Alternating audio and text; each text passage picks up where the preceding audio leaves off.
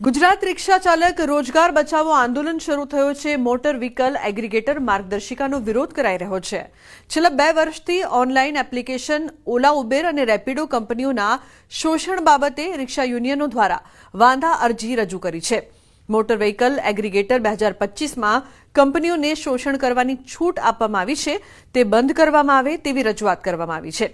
2 વર્ષથી આવેદનપત્રો, વિરોધ પ્રદર્શન, રેલી, ભૂખ હડતાલ તેમજ લેખિત અને મૌખિક રજૂઆત કરવા છતાં કોઈ નિકાલ નથી આવ્યો।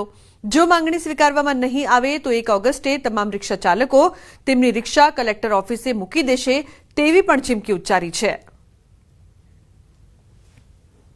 2 વર્ષથી રિક્ષા ચાલકો હેરાન પરેશાન છે।